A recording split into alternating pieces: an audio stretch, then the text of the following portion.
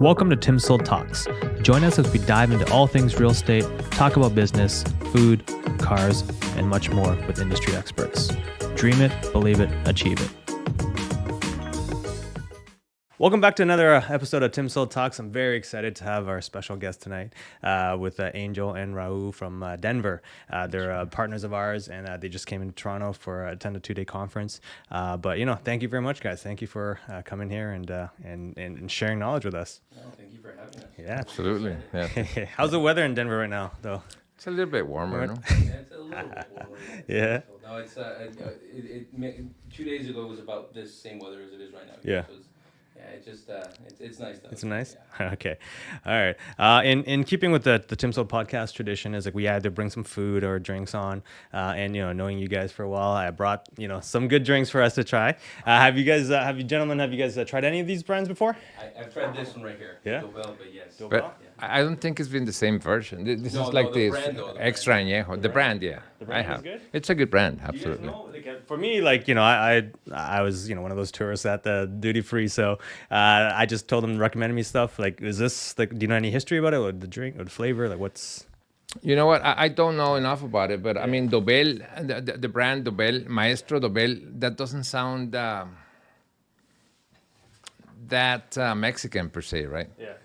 Maestro Dobel, at first it kind of threw me off. It's like Dobel, it can't be that good of a tequila, right? Yeah. But then I've had it a couple of times. It's good. It's good? It really is Alright. good. Should we they start with know that what one they're first doing. then? Start with that Should we start with that one first? Let's like open it for. Christmas right here. Yeah. It's That's right. show it in front. It's like an unboxing video too, So you see. Whoops. Make sure I don't crash anything. Sorry, maybe you guys can help me because No, you're fine. because no, why don't you help me because I'm you wanna help? behind it. Perfect. Yeah. You bring it out and 50. show the audience what we got. Right from the bottom right here. I think the bottom there's a big cap. It's like a big crystal ball or something. It is. Yeah. You know, there was a guy from Holland that went to Mexico, started making tequila. Yeah. He called it tequila Don Porfirio. What is that? That was it's just a name. Yeah. Don is like for a Don, like a way sing- to refer to an elder person, right? Yeah. Like with respect and all, right?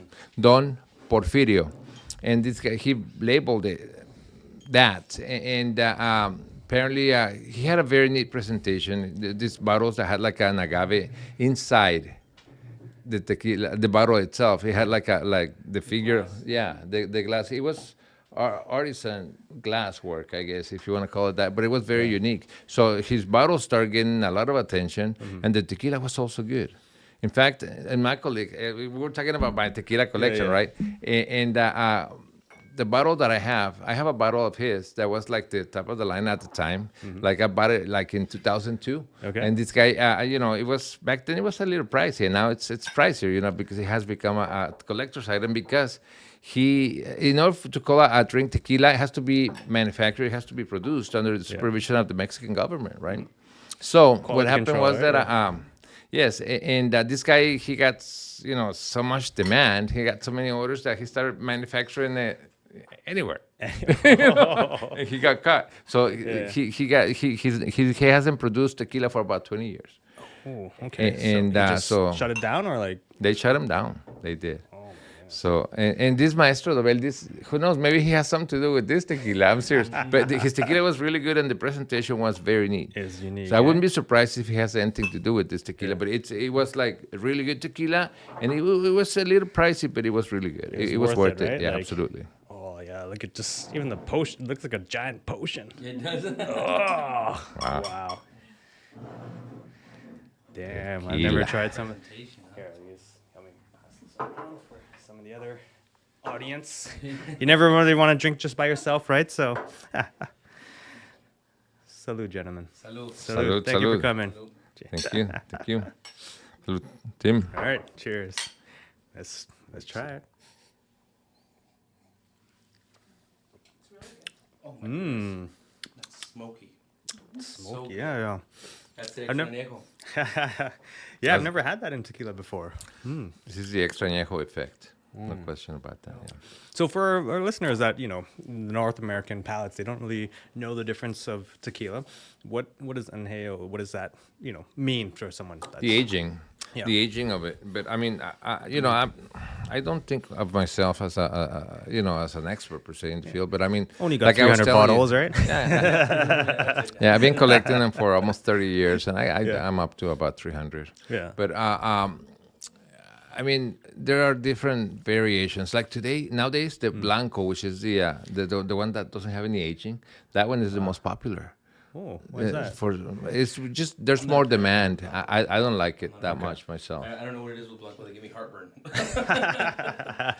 Yeah, but no, Yeah. the tequila itself. I mean, you have the Blanco, which is no aging, and then Yeah. the Reposado, which is I forgot exactly how long it has to be aged for, but it's months. It's right? months, Like right? 6 Yeah. months or 3 months or Okay. something like that. And then you have the añejos. When you have the añejos, that's when you obviously A you few get up there years, and yeah. exactly. Yeah. But the extra añejo, like this tequila, Yeah. it has to be. Well, I think you mentioned like maybe 10 years. Yeah, it's Comes up with there. the birth certificate, and you right? can So you can taste it. Yes. yeah, yeah, yeah. It's like a whole passport here, right? Wow, that's pretty neat. That's a Yeah. really neat. This is a really really neat It's a presentation. nice, yeah. Like En español. no Espanol. This is bottle 8,907 out of 70,000. Ooh, wow. How to say Shoot, it? it's a limited 70,000. bottle. Should have bought 3. That's what my whiskey dealer tells me. You gotta always buy 3 bottles, right? You gotta buy 1 to drink, 1 to collect, and then 1 to save, right? So once the 1 bottle reaches 3 times the original price, then you sell it, then you've recouped your investment. So that way you've You make all your just That drank makes for free. You know that one bottle that I was telling you about that I bought that was the top of the line from Don Porfirio in like early 2000s. Last time I checked online, it was worth about $3,000-4,000. It became a collector's item. Wow. Okay. You know, and it's pretty neat. It comes in a cylinder. Like the presentation of the premium tequilas is crazy. Yeah. It really is. Well, that's why I'm excited to open the next bottle too. But before this turns into like a tequila talk show, we do have some questions we want to ask you. You know, Cool. Angel, I know you've been in real estate for quite a while now. Very successful career in Denver and in Colorado. One of our our U.S. partners. But can you tell our audience like what got you into real estate? How long have you been in there? And what are you doing today?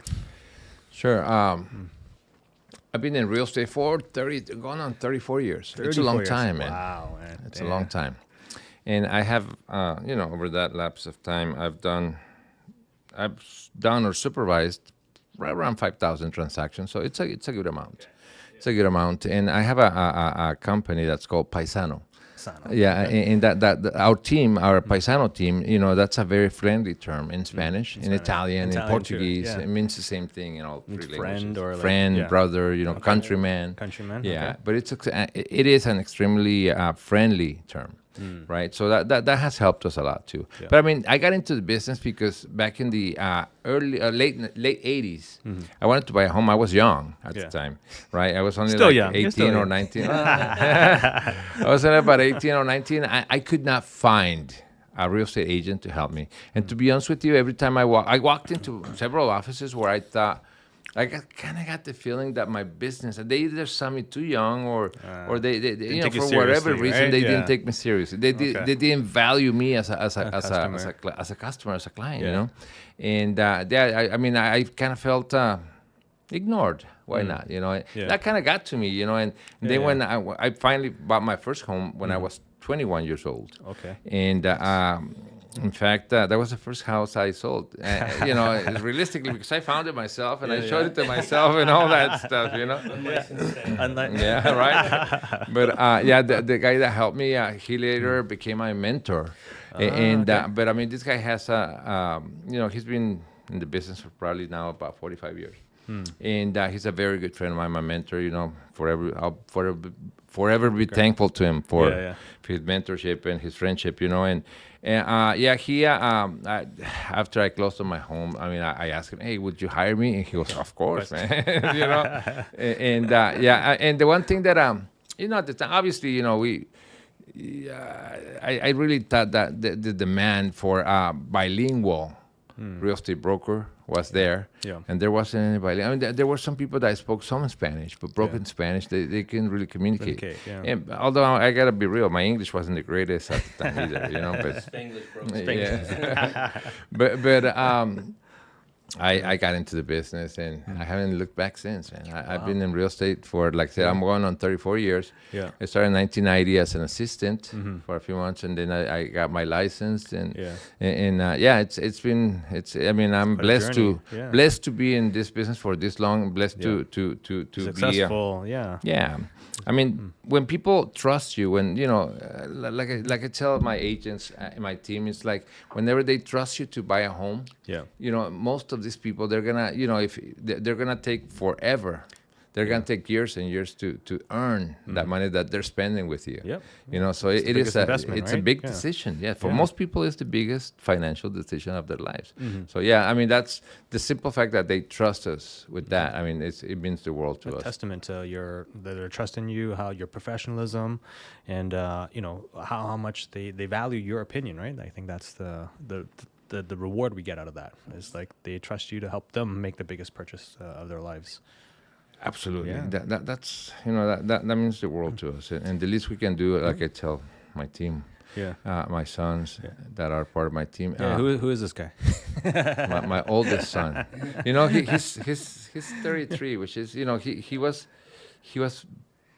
born at the same time that I entered into the business. Real estate. That I became a real estate broker. It's because you had a kid, so you had to pay for the kid. Start paying for the bills, right? Get serious about life now, right? Lots of diapers. Yeah. Oh yeah. Have you always been in Colorado, or have you moved around? So all 34 years of real estate experience in the Colorado area. Yeah, I was Amazing. born in Mexico, and I came to the U.S. when I was 16. Okay. I can't remember the February 19th, 1995, at 9:15 in the morning, man. So that's when I landed in He Denver. remembers these details like Yes. Details, eh? Yes, That's and, life changing, right? So Yeah, 4 years later, I got into real estate, or 5 years later, 5 I years got later. into real estate, and like I said, I haven't looked back since. I am blessed. I feel blessed. Now I have my roots in Colorado. Now, I mean, I got my family. I got 6 children, 10 grandchildren. wow. My wife of 37 years. I mean, it's it's doesn't home. get much. It doesn't get There's any better community than now, this. right? Yes, Yeah. yes, So absolutely. amazing to hear of that journey there. And so what are some of the trends that you've seen in your 34 years of real estate history? The ups and downs, obviously we went through, I don't know if in 2008, that was the big crash, right? That was the biggest crash since 1933, right? Since the Great Depression. But that was tough. That was tough. But then, as always, it was tough on the market, on the public, on us as an industry. But realistically, it was, again, opportunity. It was an opportunity that happened. Like some agents that were that got ahead of the game and started working with bank foreclosures and things like that. I mean, they killed it. They did thousands and thousands of transactions. There's in fact in Colorado there's a website called Renav. And Renav, they have like the active foreclosures. That's the main number. You go to the website and they have a big number on the main page that is the number of active foreclosures in the state of Colorado. Right. Wow. Right now, last time I checked, I forgot. I think there was like maybe 1,000 or something, maybe 15,000. Are getting kicked out of their home soon because they need it. But most of those people have built enough equity. The foreclosures don't go through, and very few of them actually go through the entire process and get foreclosed on. Yeah. Because most of them have been able to build enough equity to be put on the market, and they get out of foreclosure. Yeah, exactly. But I mean. At one point, I remember there was 48,700 foreclosures in the state of Colorado. So, like 40 plus times the amount of active foreclosures that we have now. Yeah. So, that's I've seen those changes, those why not? I would call defining moments, defining moments when things turnaround, when things changed. And as always, I said, things are changing right now, right? Our responsibility to our clients is to be as prepared for those changes as we possibly can, right? We have to keep, and that's why we're here in Toronto. We're trying to get additional training. We're trying to get more things to be able to help our clients better. To collaborate, I guess, also, because I think that's, one of the key comments about our field. It's a very cutthroat, hey, it's like a dog eat dog. I'm not going to share my intel with you. You're not going to share with me. Because if I give you all my information, you're my competitor. You're going to take that and, take away my clients or take away my sales, right? But I think what you're doing here is, a great testament to our program, to our system, to our sharing, because the more knowledge you have, the more deals that we can do together, it's going to benefit everyone ultimately, right? It's not, you don't have to be so closed and protected, like, some of our competitors do, right? So, we come to these events and we learn a lot in the events, but I think I learn a lot as well from like hanging out with you or hanging out with other members of the our system, because that's kind of the big thing right now is really you're going to learn a lot about what's happening with the market, but until you actually talk to the people that are in the market right now, helping people with different situations, that's kind of where I learned, right? So it's like hanging out with everybody, the members of the group, that's one of, I think, where I learned the key. The key wisdom sharing. I think that's one of the big benefits of our program and our brokerages and our alliances in the training and coaching system is that sharing. I think that's what's lacking in a lot of the other brokers and other broker networks. So. I'm glad, and obviously enjoy a few drinks and some golf when we can. Maybe not this time around because it's still snowing in here in Toronto. But we have already played I have already played like 5 or 6 times in Denver. Golf. So we haven't had much snow this year, but yeah. Speaking of, I've never been to the Colorado or Denver myself, so it's on my bucket list. I will try and make a trip, come visit you guys. But what is, how do you know any differences that compared to what we have here in Toronto in terms of like weather or housing or housing styles or construction of housing? What would you say were your I guess bestseller homes, best type of homes that you sell? You know what? Let me tell you one thing about our market. Our Denver market. Last time I checked, because I check this every once in a while, we are the most expensive metropolitan area in the U.S. for non-coastal cities. Wow. Okay. So inland, we are, we're pricier than, Houston, Dallas, Chicago, Cincinnati, Kansas City, and Salt Lake City kind of gets up there with us, but they're not. We're still higher. Surprisingly, I don't know if I told you this, but I checked that a month or two ago, and Santa Fe, New Mexico was beating us slightly by maybe $1,000 on the average price. I was kind of surprised by that, but there are some very neat homes in Santa Fe. But then if you're gonna throw Santa Fe into the mix, that's a smaller metropolitan area. Then if we throw in Boulder per se, obviously that's gonna blow it out of the water, and or Aspen, let alone Aspen. But we're not gonna go to that. But I mean, as far as bigger metropolitan areas, Denver has the biggest or the most expensive homes in the U.S. In the U.S. Wow. We're blessed to be there. We people say that we have 300 days of sunshine in Denver. As you know, we have a lot of technology companies in town. We have it's a very geographically speaking, it's a very strategic location as well. It's in the middle of the country. Easy for transport, logistics. Exactly. And we have a few airlines that have their main hub there or major sub hubs in Denver as well. And we have a very top of the line airport and stuff. So the infrastructure of the city itself, of the metropolitan area, is there. Everything you need. I mean, even like the weed. We were one of the first. Very liberal. Exactly. But I mean, so there's a lot of reasons why we are where we are on pricing, right? But I mean, I truly feel, and I use this word a lot because I mean it. I feel blessed. We are blessed to be where we are. In Denver, in the U.S., the greatest nation on earth, and Denver is... Apart from Canada. Canada is beautiful. I've only been to Toronto. This is my second time here, and I love it. I love it. Yeah. It's No, great. lots to see. And, I think testament to how global the city is when you win an NBA championship like you guys did last year, right? Like it's. Okay, go Nuggets. Yes. My brother's right. over there. He's over here cheering. That happened to Toronto too when 2019 when we won the Yep. championship. It just became that much more well known, and a lot more world attractions wanted to come here. Yep. Speaking of which, what is the average price of a home in Denver for you guys or So your I was looking marketplace? at the, so we get reports from our, Realtor Association. December, or sorry, actually no, yeah, between December and January. I haven't checked the last one because they released them like a month after. Yeah. But in December, the average price was 605, right? 605, And then in okay. January, the average price went up to 625, which was interesting. So that's the medium. That's the Yeah, medium price. medium right? price, But yeah. that was based off of the reports.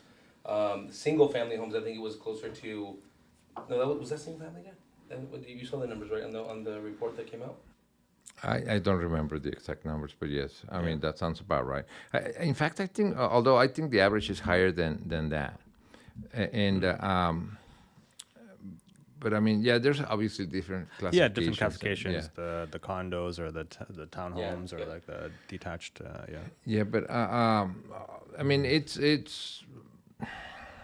is up there. It is up One there. of the higher price yes. points for sure. Yeah, and obviously, like everywhere, there are areas that are gonna be, even within the metro area, within the Denver metropolitan area, there's areas that are gonna be areas that are, way up there. I mean, but like everything else. But No, that's a great kind of like segment to actually my next question, because I've never been to Denver. So like, what does the different neighborhoods comprise of? Like, if I was to move there, what would you recommend for someone like, that doesn't know anything about Denver? One thing I always tell people is, a lot of times people are like, oh, I want to live close to the mountains. I want to live close to the mountains. The closer you are to the mountains, the more you're paying. Yeah. That's one thing that For the we view sure and do. okay. Yeah, well, I mean, you're closer you are to the foothills, you're gonna be paying a lot more money. Yeah. Further out east, you're probably gonna get a lot more bang for your buck. But I think it just really depends on kind of what you're looking for in Denver. We have a lot of when we tell people that we're from Denver, they're like, oh, you must go skiing all the time. And we haven't gone skiing in like 5 years. but that's that. Yeah, so it just really depends kind of where you want to be, right? I mean. Yeah. Okay. yeah, obviously the mountains are majestic. Yeah. They really are. And then we get to see those beautiful mountains every morning. I mean, I. It's seen from everywhere though. That's Yeah, the beautiful thing. I mean, they're pretty high, Yeah. pretty big. But I mean, that is the strongest selling point. I would probably say the mountains. The mountains, the landscape. So I guess that's for us in Canadian terms. That's kind of like the West Coast for us, like near Vancouver, Calgary. You kind of see Similar. Similar kind of 10 minutes away, then you get the mountains, and then like another minute you're by the beach, and then you're in the city center. Like I guess that's kind of a comparison, because GTA is definitely not like that. There's no mountains here. Like it's all flat. We're by the lake, and for all description purposes, it's kind of like a jungle, like a concrete jungle. Concrete Right? jungle. Yeah, So Is it in the city that's where it's more expensive here, right? There's pockets, like obviously being in the GTA stands for Greater Toronto Area. If you're one of those kind of pockets, that how that accommodated was like 5 small kind of cities just kind of all came together, North York, Toronto, Vaughan, Markham, and they just all called that, oh hey, let's call it the Greater Toronto and amalgamate everything to try and centralize some of the services. But as the price point goes, like obviously being downtown core, being the financial district, that's where obviously price per square feet gets quite pricey, because you want to be in the city center, right? Like that's where the hustle and bustle, the life of Toronto is. As you kind of move out, you kind of get into the suburb areas, and you have different price points there. Where we are in Markham, considered one of the more average, the higher average price points as well, just because of the school districts, the transit, the neighborhood community makeup here is all very desirable for new immigrants. So that's why it's been very robust in terms of like where you go. Pricing. As you get out of the GTA core, obviously price drops a little bit because population, demand, everything just kind of drops a little bit too. So that is reflective in that price point, and that kind of goes to like the neighborhood too, right? So obviously where where Drake lives, obviously $100 million houses, right? Like that's bang smack right in the center there, and but yeah, like I think with all kind of metropolitans, you kind of have that price dispersion as you get further and further away from the core of the city, right? We're gonna have to go check out those $100 million houses. Yeah, man. Ready throwing a party this weekend. I see some empty glasses, so maybe now's the time to try the second bottle. You guys know much about this one? I have not. I've tasted it before. Yeah, Yeah? It's good Yeah? tequila. Is it good tequila? Yes. Okay. I haven't had the añejo. Okay. So how they got me when the sales guy was trying to sell me was, hey, senor, you can enjoy the tequila, and your wife, can enjoy the Swarovski crystal earrings and necklace sets. So. Oh, it's on the bottle as well. Yeah, It's got on the bottle. On the bottle. As we're leaving the duty free, I had to pick up a few bottles just to get some souvenirs for myself. They always get you in the airport. The salespeople when you're walking by. Like, Yeah. And you know what they say that it's supposed to be for cheaper, right? If you buy it there, it's not. It's not cheap. How they told me was like, oh, you can't get this in North America. I was like, oh, these are they got a point there. only produced for the Mexican market. There's a tequila by Herradura called Selección Suprema. That's a good tequila. That's a good one? For many years, I thought that was the best tequila. But now there's some good tequilas like Clase Azul, like the Julio 1942, and there are some other really, really good ones, right? But I mean, Selección Suprema from Herradura was, it was really good. They had a bottle that looked similar to like that. this? Yeah. Do you know what they make tequila with? The specific agave. It's called Azul Tequilana. That's the classification of the correct tequila agave. Okay, because there are many different agaves in Mexico that where they make mezcal or sotol or some other drinks, right? But I mean, in order for a drink to be named tequila, has to be made with agave azul. Or the Weber Tequilana, that's what they call it. and my dad said he's not a tequila expert. I know. But no, you know nothing for it. But it is this is gonna be different. You can tell right away. Yeah, the smell is Salud. salud. The other one was. It's like a flower, not flowery smell, but like something floral or something like a fruit, like. Yeah. No. I thought the other one was sweeter, but this one, which one do you like better? To be honest with me, I think I'm a big fan of that. The one just first because one, of the, yeah. it's more of a. It's more like Scotch to me, that one. It's It tastes more comparable, like it is, compared to this. For many years, when I asked people about tequila, they would say, no, the real tequila, the real good one is Cuervo. Cuervo, dude. I mean, I know they got the number. They sell more than any other tequila brand. Yeah? But Cuervo is quite pricey. rough. No, the opposite. Super cheap, and it's rough on your it'll mess you up. Yeah? Because when you drink tequila, you want to make sure that it's 100% agave. Okay. If it's not 100% agave, they put some other stuff in it. Some stuff, and then that makes a difference. That one is 100% agave, no question. Okay. See, right there, it says 100%. 100%, right? The agave. Limitada. Okay. So it's a I like this limited one, edition? though. I kind of like myself. I kind of like it better than the other one. Really? Oh, okay. Okay, so given what's kind of gone through COVID and everything, like what's the current housing market like in Denver for you guys? What's the outlook, the forecast, like what's I always use this example per se, let's say March 2022, which was post-COVID, and pre-interest hike, right? The hike that went crazy. I mean, like obviously, the government took a little too long to make adjustments to the interest rate, right? And they did it abruptly, if we want to call it that, right? Because I mean, like between March of 2022 and like September, maybe October of 2022, the rate more than doubled. It went from like 3.25 up to about 7.5. That will kill any market.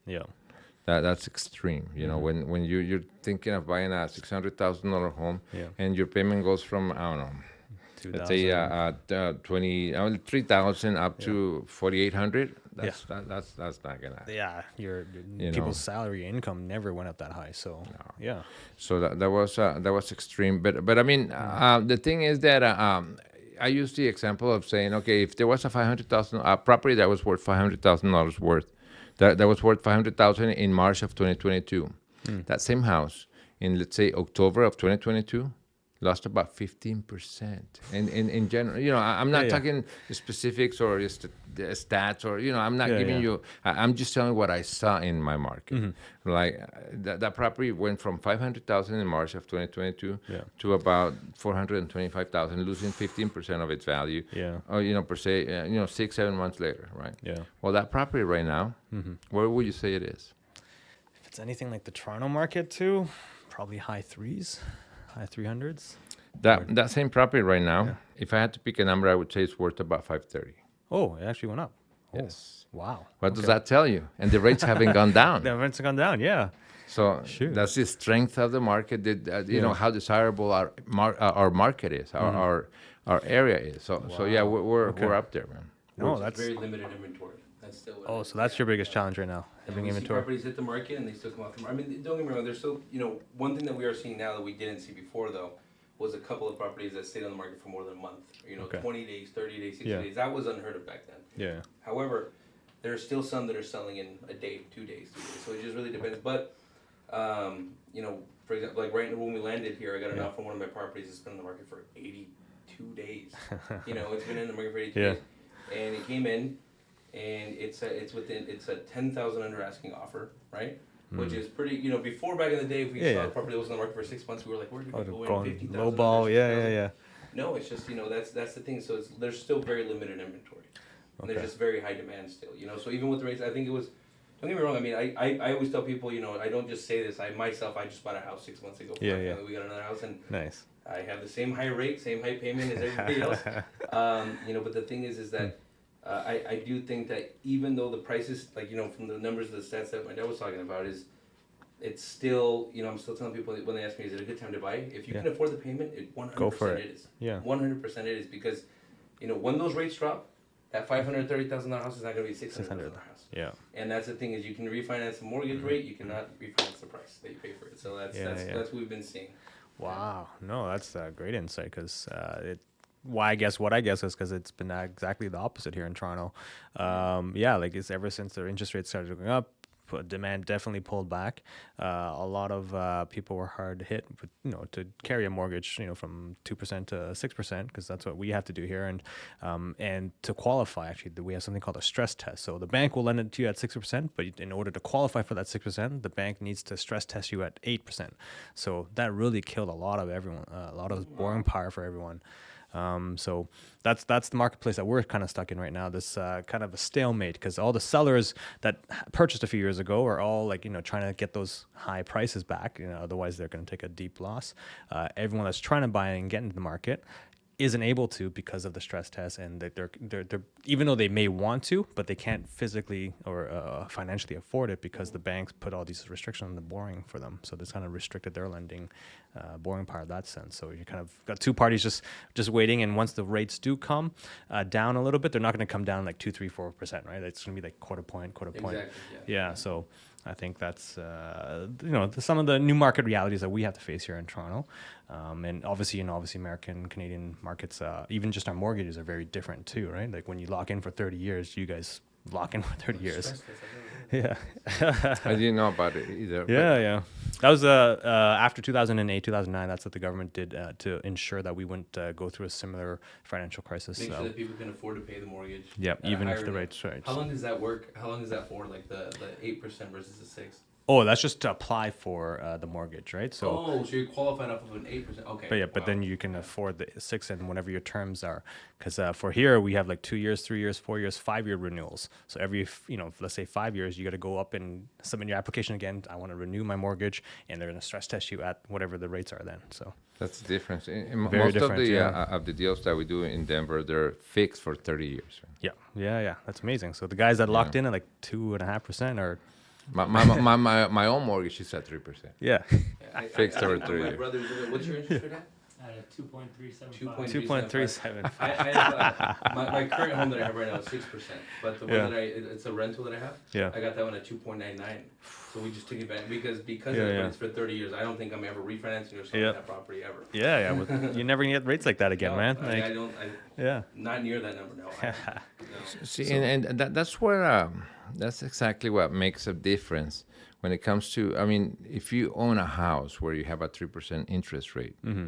why would you move to a house Why do I where sell? the Yeah. rate's 6% or Yeah. higher?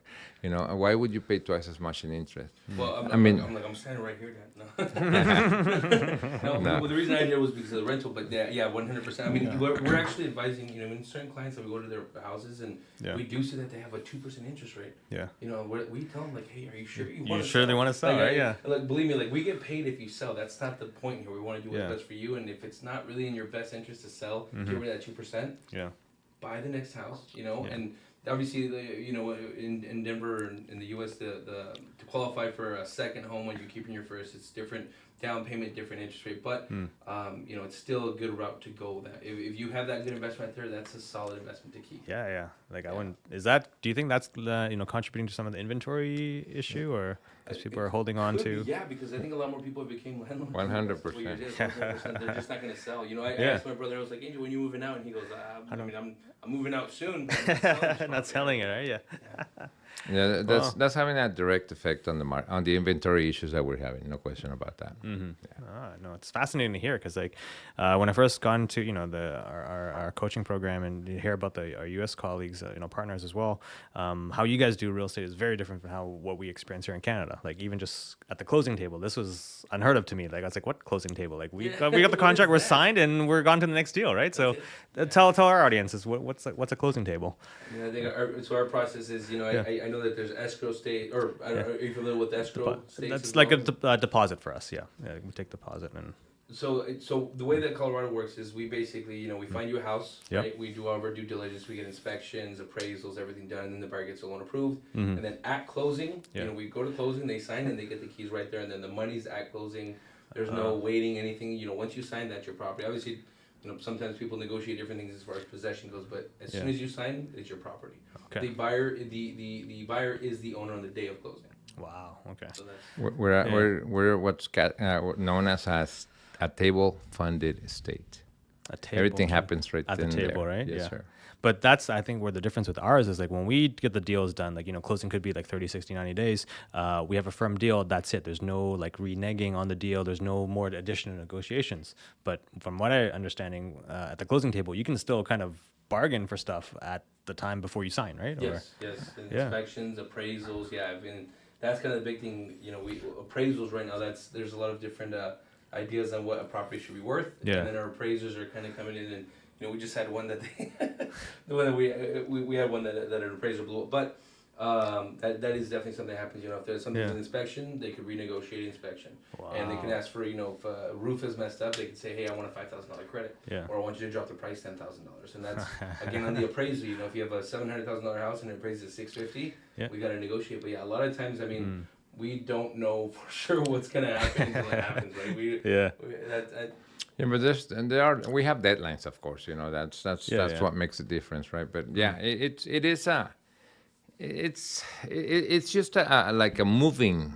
It's always, I mean, I don't know enough about other states, or how you guys handle the transactions here. But I mean, I think I'm tempted to say that our concept is very neat and very precise and very good. Yeah. Compared to the way I hear other markets, how other states handle, or countries in this case, handle their transactions. Well, how does your process work from that? Like I know you get the deal and there's no more renegotiations, but how does that time frame looks like? So, once a client decides to put an offer on the house, we draft up the offer, we submit the other side, we go back and forth on negotiations. So everything is kind of negotiated during that period. And then once both sides agree, we call it firm. And then that's it. That's essentially the job of the real estate agent done. And then the lawyers and the bankers will take care of everything else up to the closing date, and where the lawyer, I don't even need to be there actually. The lawyers will, come in, sign the documents and transfer title deed to the new client, and then give them the keys, and that's it. We just show up with a welcome basket. So everything, the inspections, everything, all that stuff is negotiated before there's actually ink to paper. Up front. Or like during that negotiation process, like there's no sitting across the table and trying to negotiate everything then. We're just, it's part of the negotiation deal before we finalize everything. So that's, I guess, some of the key differences. So, but that's why it's unique to learn, and what our American colleagues are doing versus what we're trying here, and try and assimilate some of the stuff to see if we can better the processes. So once you have a mutually executed contract, how long does it take for everything to be finalized and for you to get your commission and for the buyers to get their keys and stuff. So we don't get our commission until closing date as well. So that's whatever the both parties agree on. It could be 30 days, 60, 90, sometimes even 120 days, or even special commercial deals. 200 days from acceptance to get paid. days. Yeah, something like that. So Good job. You get paid next year. yeah, that's why I think there's a meme going around, like, for the real estate community here in Ontario. It's like, oh, you expect us to work and not get paid? And like all the agents are like, welcome to our lives, But no, great to always hear, from knowledgeable colleagues and, different parts of the world and how you guys are doing real estate. But, just from your perspective in your marketplace, like, what would be some of the advice you'd be giving to someone looking at home in your current market right now? So most people are, or not most people, but a good amount of people are waiting for the rates to go down. Okay. Which is like the worst. Yeah, the they worst can do. decision, right? Yeah. Yes, I mean, like some people say, well, I'm waiting for the rates to go down to maybe to the 3 or 4%. Like, man, that's not gonna happen. They may go down to 5% or so. Yeah. And at that point that's gonna be it. But I mean, like, let's say that somebody buys a house now and they end up paying 7%. Yeah. Let's say 2% more than the 5% that they're gonna end up with after they refinance, right? So they pay. Let's say they have that mortgage for 2% more or a high rate of 2% over the next year, right? So if they paid $500,000 for that home, that means that they paid $10,000 in interest, right? Of additional interest per se for holding the property with the higher interest rate for a year, right? Thing is that when the rates go down, that property's value is gonna be exactly. It's gonna go up by I would guess at More least than 3 10. times that amount. So people have to really look at the whole picture per se, and they have to, why not? I mean, use the word educate themselves. About what could happen, what's happening, or what the deal is. And that they should buy now. I mean, waiting for the rates to go down, it's about the worst thing you can do at gamble. this point. Yeah. Yes, absolutely. And obviously, taking that into account as well. Obviously, we understand 100% that a payment is, when you're used to paying $2,000, $3,000 a month, and all of a sudden it goes up to $4,000 or $5,000. Yeah. Not everyone can afford, and that's completely understandable because that is a very big jump, right? But I think the thing is, if you're able to afford it, right? Yeah. If you're able to afford the payment, or even if it's a bit tight, the thing is that rents haven't gone down. Rents have gone up as well. So people, went from paying $1,500 for a 2-bedroom to now paying $3,000 for that same thing. But the thing is, if I'm paying $3,000 to rent or $4,000 to own, if I can make that $4,000 swing, I'm going for 100%. I recommend. That's what I talk to my clients about as well, because it really is. Yes, it is more money, but at the end of the day, right now, prices are at where they're at right now. This is what we know now.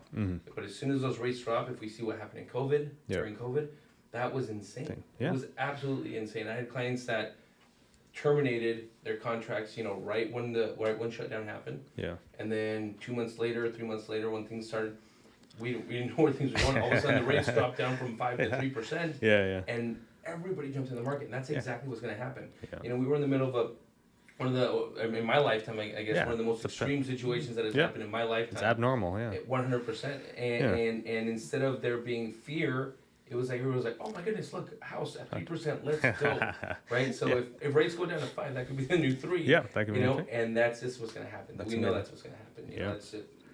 History repeats itself. Yep. And if we can, nobody has a crystal ball. Nobody knows if it's going to go down to 3, 2. Apart from this one right here. Except for that one right there. Yes, that delicious one right there. But I think it's just, educating yourself and kind of seeing what has happened before, what's happened to the prices, what's happened after major events. Yeah. And where we're going right now is, right now rates are higher than. Rates are higher. Yeah. Prices are obviously way higher back then. I remember we have clients that are like that they say, when I was a kid, or when I was younger, I bought my house with a 19% interest rate. Like, yeah, well, you bought it for $2,000. you bought the house for $2,000. Right now, the prices are at an all-time high. Yeah. And statistically, and rates are they're not at an all-time high. However, the prices are. So it's just making sure that if you're comfortable, you can make it work. Yeah. Go for it 100%, because everybody's trying to get the best deal, no matter what time, what stage in the market we're in. But make the decision, make the jump. If you can make that. You can make it jump into it. Yeah. No, sound advice. That pretty much wraps up our show here. But before we go, because of the theme of the show, we always ask our guests, what's the one type of food, I guess in this case, drink, that you could enjoy for the rest of your life? If you had one choice, what would it be? Drink. Alcoholic drink. Alcoholic. Yeah, whatever. I don't want to say like Corona. Drinks Corona. No. Is it alcoholic drink or just a drink? Yeah, no, just one item you could enjoy for the rest of your life. What would it be? Food. Or food or drink or whatever you want. I just use the word item, but it could be food. Yeah. I'm a food guy. Yeah. I think for me, honestly, when you come to Denver, I'll introduce you to this because have you ever had green chili? Not green chili peppers or anything like that, but like a smothered green chili burrito. No, I can't say I have. No. Okay. Yeah. That's one thing for me is that okay. we used to own a restaurant. Oh yeah. And okay. I swear, maybe I'm being biased, but I loved the green chili there. So yeah, I'd say food, more specifically for me, Mexican food. Yeah. Okay. What about you, Angel? Mexico, it's a very diverse country, and the culinary art in Mexico it's as far as I'm concerned second to none. There are some other obviously cultures that have a big tradition on that as well. But I mean, Mexico has many different regions, many different tribes of Native Americans and stuff like that make a very unique cuisine. I mean, Mexican food has to be mine as well because I mean, the variations between like the northern Mexican food and the southern or the east or the west. It's like night and day. Yeah. But everything is so delicious, it's so unique, so diverse that it's why not? I mean, when I used the term perfection in variation of food, of taste, yes. Yeah. So that would be it for me. Awesome. Mexican food. And one thing I need to clarify, actually, green chili, I guess it isn't Mexican food, right? It's like more like it's New Mexican. New Mexican food. So, New Mexican, but Mexican food. You were talking about a certain dish. That's my favorite dish I think ever. Yeah. Is Yucatan cochinita pibil. Have you ever had that? You've had that. Have I? No? We had it in Cancun. It's like shredded pork. Oh, shredded pork. It's almost like a red, almost like a. The color of the sauce is it's like purple red. It's delicious, right? Okay. And they serve it with red onions. Yeah. And it's just amazing. So Okay. Just to clarify, green chili is Mexican food. It's New Mexican food. Yes. Mexican food is my favorite. Yes. Awesome. Okay. Well, that wraps up this week's episode of TimSold Talks. Thank you very much for joining us and flying all the way from Denver. If our audience wants to find out and reach out to you and buy a house in Denver, where can they find you guys? What? It's, what's the easiest way? Our office name is Paisano Realty. Yeah. We can find us on Facebook, Paisano Realty, Instagram as well, Paisano Realty Inc. The spelling, I guess, it's for me it's very simple. Paisano, it's super easy, right? It's PAISANO, right? .com. That's our main. That's our domain actually. Paisano.com. Okay. Which is we can definitely help you there. Excellent. Yeah. And we'll post all the links and information below so you can reach out to them. If you enjoyed today's episode and looking to buy, sell, invest in real estate, please give us a thumbs up, a 5-star review on Spotify, and remember, guys, dream it, believe it, achieve it. It's a beautiful day to sell homes. Thank you very much for listening. Hi, I'm Tim Kern, and I proudly lead the TimSold team. We're voted as one of the top 3 brokerages in Markham, and we will sell your house fast and for top dollar with the least amount of hassle, or we guarantee to buy it. Call us today and start packing.